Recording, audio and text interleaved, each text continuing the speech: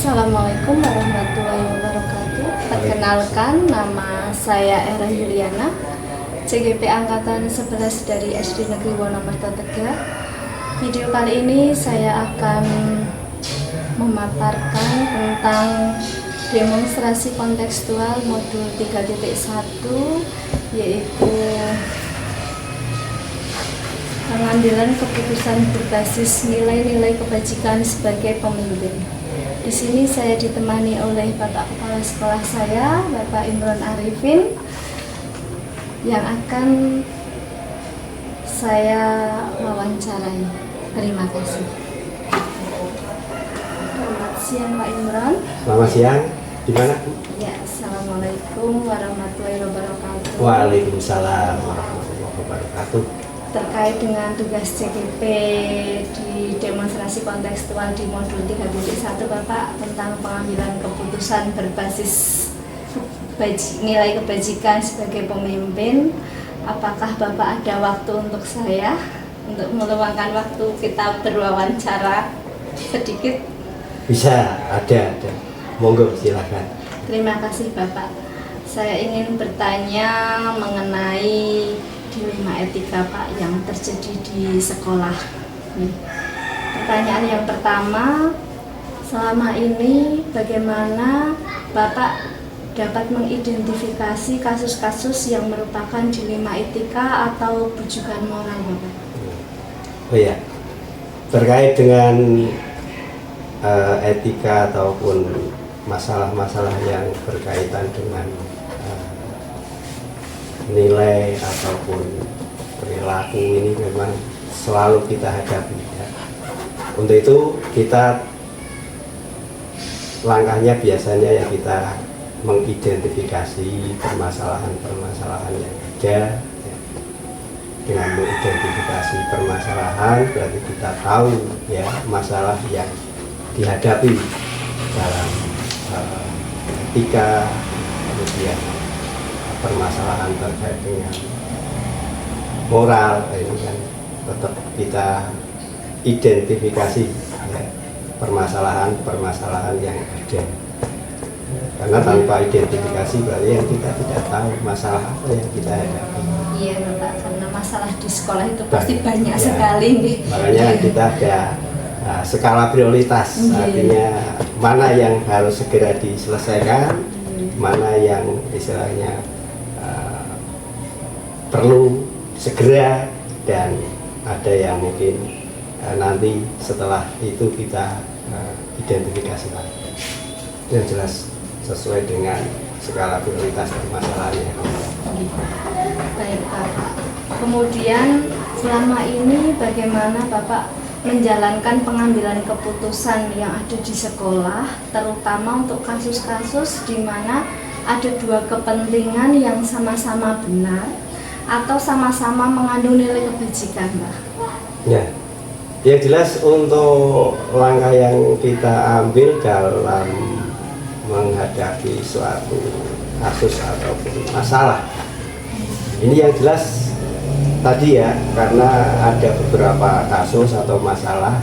Yang pertama mesti kita harus mengidentifikasi dulu ya masalah itu ya. Setelah diidentifikasi, kemudian kita analisa ya, apakah masalah ini perlu segera diselesaikan.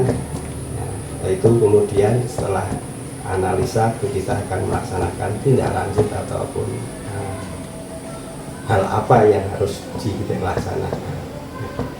Yang jelas harus ada identifikasi masalah, kemudian dianalisa, kemudian kita harus diagnosa apa yang akan kita ambil dalam penyelesaian masalah, supaya dalam pengambilan keputusan itu kita tepat lah istilahnya, tidak terjadi ya, sesuatu yang merasa dirugikan atau yang jelas untuk meminimalisir dampak-dampak negatif dalam pengambilan kebijakan. Oke, baik. Nah, setelah Bapak mengidentifikasi masalah tersebut ya Bapak ya, kemudian langkah-langkah atau prosedur seperti apa yang Bapak lakukan selama ini ketika ada salah satu kasus yang terjadi di sekolah, kemudian langkah apa atau prosedur apa yang Bapak ambil untuk mencapai keputusan tersebut? Ya, yang jelas kan ada masalah ya. Setelah ada masalah kita identifikasi, setelah kita identifikasi kemudian kita analisa. Ya. Ini masalah ini ya, kemudian kita setelah kita analisa, kemudian kita untuk mengambil untuk kebijakan dalam penyelesaiannya. Kan intinya masalah itu kan harus diselesaikan. Iya. Nah ini penyelesaiannya kan kita analisa ya. Kalau saya harus memutuskan ini berarti kita harus melibatkan berkoordinasi ya, berkoordinasi dengan rekan sejawat, guru ya, kemudian forum kepala sekolah atau K3S, bahkan bisa koordinasi dengan pengawas ataupun pihak-pihak terkait ya, dan bisa juga dengan komite ataupun dengan wali murid kalau memang perlu untuk melibatkan itu ya. Jadi yang jelas kita harus melaksanakan analisa, kemudian berkoordinasi ataupun mencari informasi dari beberapa pihak ya. Untuk terutama dalam penyelesaian kita harus tetap mengedepankan asas kekeluargaan, artinya musyawarah untuk kekeluargaan, supaya nanti dalam pengambilan keputusan ataupun kebijakan itu tidak, ya istilahnya tidak ada yang merasa dirugikan. Kalau merasa dirugikan mungkin bisa sih ada, tidak bisa memuaskan pastinya semua ada pihak ya. Iya, Pak, ya. Nah, tapi kan kita minimalisir, artinya kita tekanlah seminimal mungkin untuk hal-hal yang negatif itu bisa berdampak artinya. Baik Bapak, kemudian hal-hal apa saja yang selama ini Bapak anggap efektif dalam pengambilan keputusan pada kasus-kasus dilema etika ya Bapak? Kalau yang yang efektif ini biasanya ya yang jelas kita melaksanakan koordinasi ya dengan pihak-pihak terkait ya. Yang jelas ada koordinasi, istilahnya minta saran ataupun masukan dari beberapa pihak yang mungkin bisa menjadi pertimbangan ya, karena kan nanti kan finalnya kan di pimpinan yang menentukan ya, tapi paling tidak kan ada pertimbangan, ada masukan, kemudian ada saran ataupun ada referensi lah ya. Jadi supaya nanti dalam kita membuat kebijakan ataupun keputusan itu intinya kan bisa tepat dan cepat dan bisa bermanfaat. Nah ini tidak hanya sekedar membuat kebijakan keputusan tetapi tidak tepat mengedepankan rasa unsur pribadinya ataupun rasa egonya kan tidak seperti itu. Nah ini kadang-kadang kan untuk mencari hal yang cepat tepat ini ya kadang-kadang kita kesulitan. Baik, biasanya memang untuk keputusan itu sangat berat ya Pak? Ya, itu salah satu tugas seorang pemimpin itu membuat keputusan dalam waktu yang cepat dan harus tepat. Ini ya, berarti kan ada tantangan ya Pak ya dalam pengambilan keputusan. Nah, yang saya tanyakan, hal apa saja yang selama ini merupakan tantangan dalam pengambilan keputusan seperti itu Pak? Ini termasuk tantangan kita ya. Tantangan sebagai seorang pemimpin itu memang dihadapkan dengan sebuah problem ataupun permasalahan, tetapi kita harus mengambil kebijakan ataupun keputusan ya. Jadi kita dihadapkan di satu saat atau situasi tertentu ini yang menjadi tantangan kita ya. Kita harus membuat kebijakan yang cepat dan tepat, itu adalah tantangan kita ya. Karena kalau seorang pemimpin sudah salah dalam membuat kebijakan, itu akan merugikan dampaknya luas ya Pak ya. banyak orang, kecuali kalau urusan pribadi sih tidak masalah ya. Tapi kalau sudah menyangkut institusi ataupun lembaga, ini kan kekeliruan yang sedikit ini, tapi kan imbasnya akan lebih banyak. Nah, makanya tantangan kita yaitu kita dihadapkan sebuah problematika untuk membuat keputusan di saat yang istilahnya darurat, tetapi harus membuat kebijakan yang cepat dan tepat, istilahnya meminimalisir dari dampak-dampak negatif itulah yang menjadi tantangan kita, dan itu harus dilaksanakan dalam waktu yang singkat. Tidak bisa menunda-nunda ataupun itu yang menjadi problem. Oke, baik Bapak. Kemudian apakah Bapak memiliki sebuah jadwal tertentu atau target gitu ya dalam sebuah menyelesaikan kasus dilema etika? Apakah langsung menyelesaikan di tempat, atau Bapak membuat sebuah rencana atau jadwal untuk menyelesaikan, bentuknya atau prosedurnya seperti apa yang akan dijalankan seperti itu Pak? Kalau jadwal menyelesaikan permasalahan ya kita tidak ada jadwal khusus ya, karena kan permasalahan itu kan timbulnya kan tidak tahu, dan kita kan tidak mengharapkan ada masalah kan. Kalau kita membuat jadwal kan berarti kita mengharapkan ada masalah kan, tetapi prinsipnya gini, setiap ada permasalahan berarti harus kita secepatnya kita selesaikan, artinya kita hadapi dan kita selesaikan ya. Dalam prinsip saya ya dalam waktu yang sesingkat-singkatnya ya.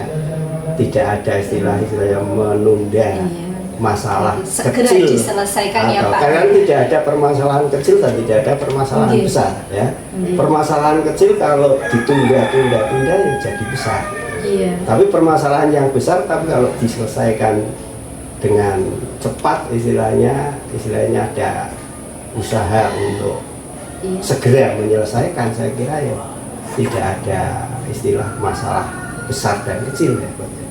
Yang terpenting adalah begitu ada problem masalah kita segera selesaikan. Barangkali kan dianalisis dulu seperti itu Pak. Ini kira-kira penyelesaiannya seperti apa atau bagaimana, atau langsung Bapak kita cari solusi bersama seperti yang itu. Jelas kalau saya tidak ada targetnya ya, istilahnya tidak ada target harus selesai 1 hari, 1 minggu, 1 bulan ya. Yang penting kita berusaha untuk menyelesaikan dengan secepat mungkin, itulah yang menjadi prinsip ya. Jadi secepat-cepatnya, kalau memang bisa dilaksanakan dalam waktu sehari selesai, mengapa harus 1 minggu ataupun harus 1 bulan. Kemudian ketika terjadi kasus atau dilema etika ya Pak ya, adakah seseorang atau faktor-faktor apa yang selama ini mempermudah ataupun membantu Bapak dalam mengambil keputusan? Yang jelas kalau dalam menyelesaikan masalah itu, apalagi yang terkait dengan masalah institusi ataupun kelembagaan ataupun masalah apapun ya dalam suatu institusi ya, kita tidak mungkin bisa sendiri artinya. Meskipun sebagai seorang pimpinan itu punya kewenangan dalam membuat kebijakan, akan tetapi kami juga selalu melibatkan pihak-pihak lain yang bisa membantu dalam penyelesaian masalah. Misalnya dengan terutama ya orang-orang yang terdekat dengan kita ya. Ya karena kita di sekolah ya otomatis dengan guru ya, dengan komite, ataupun kalau perlu dengan wali murid, kalau perlu ya dengan siswa sendiri, tidak masalah ya, karena yang kita hadapi, yang kita selesaikan kan sesuai dengan permasalahannya. Mungkin juga bisa yang bisa membantu juga dari pihak pengawas ataupun dari instansi terkait. Yang jelas kita perlu adanya koordinasi dengan pihak-pihak lain yang bisa membantu, ya, mempermudah ataupun memperlancar dalam penyelesaian suatu masalah. Jadi tetap walaupun pimpinan sebagai pengambil kebijakan. Iya, karena kita tetap mengedepankan sistem asas musyawarah mufakat yang kekeluargaan itulah. Jadi supaya kita dalam mengambil kebijakan ini tidak seenaknya sendiri. Ya, itu kan. Mungkin bagi saya ini tidak masalah, tapi bagi orang lain kan belum tentu. Ya. Oke, baik Bapak. Kemudian dari semua hal yang telah Bapak sampaikan, pembelajaran apa yang dapat dipetik dari pengalaman mengambil keputusan itu, Pak? Ya, yang jelas kalau di dalam istilah agama, kalau bisa meminjam istilah agama kan semua peristiwa kejadian itu kan harus ada hikmah. Nah, di sini juga dalam menghadapi suatu problem atau permasalahan kan menjadi pembelajaran. Nah, pembelajaran itu kan bisa mungkin pengalaman baru ataupun juga pengalaman lama tapi menjadi nambah pengalaman. Yang jelas dari hal-hal kejadian itu, ya, dalam penyelesaian masalah ini yang menjadi hikmah ataupun pembelajaran bagi kami, ya, terutama dalam menyelesaikan masalah itu kita harus tetap berhati-hati dalam mengambil kebijakan.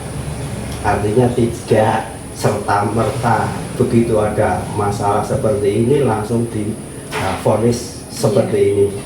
Nah, ada kejadian seperti ini langsung diberi sanksi seperti ini, kan tidak seperti itu. Kita harus mempertimbangkan betul efek dari apa yang akan dibuat sebagai keputusan. Yang jelas kita, karena permasalahan itu kan sangat kompleks kadang-kadang, ya, apalagi melibatkan pihak lain ataupun berkaitan dengan orang lain, berkaitan dengan, ya, istilahnya orang lain. Nah, itu kita harus bersikap humanis, artinya kan bersikap memanusiakan manusia. Nah, ini yang sulit kan itu. Nah, jadi yang jelas intinya dari pembelajaran sebuah kasus atau permasalahan itu, ya, kita bisa refleksi diri dalam mengambil kebijakan itu. Kita hati-hati, tidak serta-merta, artinya dalam membuat keputusan itu mempertimbangkan banyak hal, banyak aspek, dan yang terpenting di sini berusaha untuk meminimalisir dampak-dampak negatif. Gitu, ya.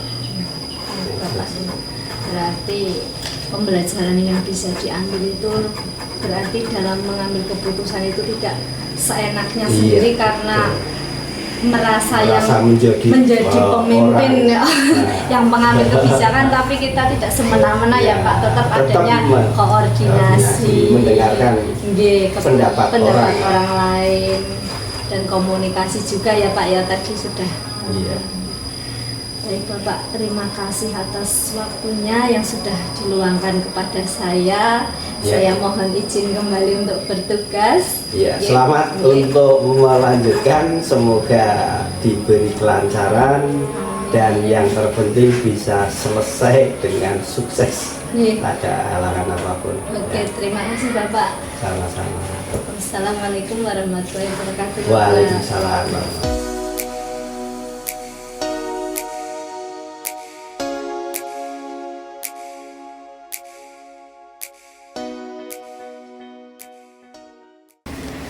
Assalamualaikum warahmatullahi wabarakatuh. Perkenalkan, nama saya Era Yuliana, CGP Angkatan 11 dari SD Negeri Wonomerto 3 Kabupaten Batang. Di sini saya akan mewawancarai dengan Ibu Kepala Sekolah bersama Ibu Masalah. Ya, Assalamualaikum warahmatullahi wabarakatuh. Saya nama Muassaroh dari SD Wonodadi 02 yang pagi hari ini akan ada kegiatan wawancara dengan Bu Era selaku CGP Angkatan 11. Terima kasih Ibu. Baik, tapi kita mulai ya Bu ya. Iya. Selamat siang Ibu. Selamat siang. Gimana kabarnya? Alhamdulillah baik. Kayaknya sedang sibuk-sibuknya ya Ibu ya. Beberapa kegiatan. Ya. Di sini saya ada tugas demonstrasi kontekstual Ibu di modul 3.1 tentang pengambilan keputusan berbasis nilai-nilai kebajikan sebagai pemimpin. Saya ingin mengetahui lebih lanjut bagaimana cara Ibu dalam mengambil keputusan di sekolah. Boleh Ibu? Boleh sekali. Kita mulai ya Bu ya. Untuk pertanyaan yang pertama, selama ini bagaimana Ibu dapat mengidentifikasi kasus-kasus yang merupakan dilema etika ataupun bujukan moral? Ya, jadi memang permasalahan ya bagi mungkin setiap sekolah itu ada, sehingga kami selaku pemimpin di sekolah memang sering kita melakukan kolaborasi dalam kegiatan, baik kita punya sharing, kemudian di komunitas belajar kita, kemudian kita sering duduk bersama untuk menyelesaikan beberapa permasalahan. Untuk permasalahan yang sering terjadi itu biasanya di kegiatan pembelajaran. Ini kita biasa menyampaikan apa-apa kesulitan belajar anak, kemudian permasalahan di kelas. Ini kita biasanya satu guru dengan guru lain itu saling tukar pikiran, kita berkolaborasi. Dengan permasalahan-permasalahan yang ada itu, saya tidak langsung memutuskan sesuatu yang harus diputuskan pada saat itu juga, namun kita selalu refleksi apa sih kebenarannya, atau kita lihat dulu permasalahannya, mengidentifikasi. Jadi kebenaran dulu. Jadi tidak hanya semata-mata seperti ini, tidak langsung. Namun kita selalu juga pertimbangan dengan teman-teman. Kita biasanya sharing itu sering sekali saya lakukan di kantor ya, pas ketika kita istirahat atau briefing pagi, atau kita setiap hari Selasa dan Sabtu itu ada kegiatan ke komunitas belajar. Itu biasanya kita bersama-sama, nanti kita bisa mengambil keputusan itu tidak hanya setiap saya, namun kita selalu bareng-bareng apa yang terbaik untuk sekolah kita.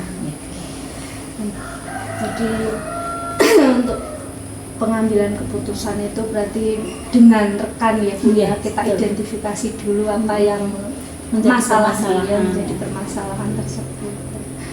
Ketika itu ada terjadi masalah, bagaimana Ibu menjalankan pengambilan keputusan di sekolah, terutama kasus-kasus di mana ada dua kepentingan yang sama atau benar-benar mengandung nilai kebajikan yang sama, maka yang diambil itu yang seperti apa yang Ibu ambil? Ya, untuk nilai-nilai kebenaran ini kan kita identifikasi dulu masalahnya. Kadang kan ada dua masalah yang betul-betul harus punya dilema di sini. Kita mempertimbangkan juga itu sering terjadi, Pak. Apalagi saya memimpin 2 SD ya, kadang permasalahan di satu dengan yang SD yang kedua itu tidak sama, namun itu sering terjadi pada diri saya. Yang sebenarnya itu dilema bagi saya, namun ketika kita duduk bersama apa yang menjadikan permasalahan itu, dan itu harus kita selesaikan dengan tidak hanya sepihak ya, kita harus saling komunikasi. Itu tentunya nomor satu itu komunikasi, kita saling interaksi dengan rekan guru yang ada di situ, mana sisi mana yang lebih baik kita utamakan. Ketika teman kita kok saling ada problematika, ada permasalahan, itu saya tidak segan-segan untuk mendudukkan bersama. Jadi tidak hanya 2 orang yang terlibat itu, namun kita ini ada seperti ini, mari kita bahas bersama, dimusyawarahkan. Ini selalu saya lakukan dengan teman-teman, selalu berkolaborasi. Alhamdulillah teman-teman merespon baik ini, apalagi ketika yang satu memang harus membutuhkan tenaga teman yang lain. Ketika Bu ini ada permasalahan seperti ini, saya solusinya bagaimana? Ini teman yang lain alhamdulillah bisa mensolusi. Intinya terbuka ya Bu, tidak ada kesenjangan kita ketakutan dengan kepala sekolah. Yang mana kan kepala sekolah itu pengambil keputusan awalnya Bu ya. Ini itu sering kita laksanakan seperti itu. Jadi ketika saya bagaimana saya malah justru mencari informasi teman dengan duduk bersama, tidak hanya saya malah di belakang itu enggak, tapi ayo kita bahas bersama pada saat itu ketika permasalahan datang kok harus diselesaikan hari itu, kenapa tidak. Namun ketika permasalahan itu harus kita libatkan orang tua, mungkin komite, juga masyarakat, kita juga tidak menutup kemungkinan untuk memintai kerjasama dengan mereka. Ibu di sini tidak egois karena saya sebagai pemimpin saya harus yang mengambil keputusan. Justru kadang kalau seperti itu kan itu ya tadi kembali itu kayak kok seperti ini. Mungkin saya juga harus ada masukan dari teman-teman. Tidak egois ya Bu. Insya Allah enggak. Oke, baik. Kemudian langkah-langkah atau prosedur seperti apa yang bisa diambil atau yang bisa dilakukan untuk selama ini? Ya tadi seperti kembali yang tadi, jadi kita selalu berkolaborasi, kemudian kita satu kesatuan, maka kita mengadakan integrasi, yaitu tadi kerjasama dengan teman-teman sejawat. Ini yang paling saya pegang itu prinsip keterbukaan Bu. Jadi ketika kita ada satu permasalahan itu, terutama permasalahan di sekolah ya, untuk keluarga kita enggak bolehlah untuk mencampur adukan. Kalau kita ada satu permasalahan, contohnya di kelas ini Bu, saya kesulitan menangani anak yang seperti inilah, nanti kita pecahkan. Alhamdulillah di sekolah kami karena ada kombel itu sering sekali saya mintai pertimbangan atau monggo permasalahan apa-apa yang ada di kelas panjenengan itu kita utarakan. Kami juga sering mengundang ibu pengawas selaku mendampingi setiap kelas itu. Saya tanyai kelas 1 permasalahannya apa sampai ke guru mapel, tidak hanya di guru kelas. Nah, ketika itu sudah menjadikan satu permasalahan, ternyata beban guru itu menjadi ringan. Ternyata saya itu tidak sendiri ya Bu. Jenengan di kelas 1 itu tidak hanya jenengan yang bertanggung jawab di kelas 1, ada yaitu guru mata pelajaran olahraga dan agama ini yang selalu membantu. Jadi akhirnya efektif ya. Iya, berarti hal yang selama ini dianggap efektif dalam pengambilan keputusan pada kasus dilema itu tadi, yaitu tadi ya Bu saling bersama kolaborasi. Itu sudah termasuk hal yang paling efektif yang diambil dalam keputusan. Itu biasa kami lakukan di sekolah. Itu biasanya kita sharingnya itu 2 minggu sekali Bu. Jadi 1 bulannya itu ada 2 kegiatan. Kemudian biasanya kan dalam pengambilan keputusan seperti itu kan pasti ada tantangan ya Bu ya. Nah, itu hal apa saja yang menjadi tantangan dalam mengambil keputusan itu? Untuk kami karena kita juga bersama itu tidak menutup kemungkinan mungkin ada salah satu yang tidak mungkin tidak sependapat. Namun prinsip musyawarah dan mufakat itu yang saya pegang. Saya punya teman contoh 10 ini, ketika yang 8 ini oke, saya memang laksanakan. Namun ketika 1 kok tidak siap, ini memang saya justru memberikan pengetahuan, pengertian kepada mereka ini kenapa kok tidak seperti ini. Dan karena kita bersama-sama dengan musyawarah tadi, kita mufakat Pak ya nyun sewu yang suara terbanyak yang kita pakai. Monggo panjenengan karena ini kita memang pendapat beda, ada 10 orang itu ya pendapatnya 10 Pak. Namun ketika kita kita harus legowo gitu. Memang saya tegas di situ. Ketika saya diwawancarai orang kok Bu jenengan kok koyo niku tejem temen. Enggak, ini memang karena untuk kebersamaan. Ada alasannya ya Bu ya. Dengan satu tadi saya memang pegang itu prinsip musyawarah sebagai satu kemufakatan. Baik, bagus sekali Bu yang dipegang musyawarah pokoknya dan berkolaborasi ya Bu ya dengan rekan sejawat. Ketika tadi ada permasalahan pastinya kan kadang mendadak seperti itu ya Bu ya, ada kasus seperti itu. Kira-kira ada jadwal untuk menyelesaikan kasus itu atau Ibu itu langsung diselesaikan di tempat atau ada sebuah analisa dulu, jenengan melihat prosedurnya seperti apa yang harus dijalankan, itu kira-kira ada tidak? Untuk permasalahan terutama di peserta didik ini kan kita tidak tahu datangnya ya. Ketika ada suatu permasalahan yang harus kita selesaikan segera mungkin harus hari itu. Kalau saya seperti itu. Jadi ketika besok ini kok terulang-ulang lagi, saya harap enggak. Berarti tidak ada jadwalnya ya, tidak terjadwal.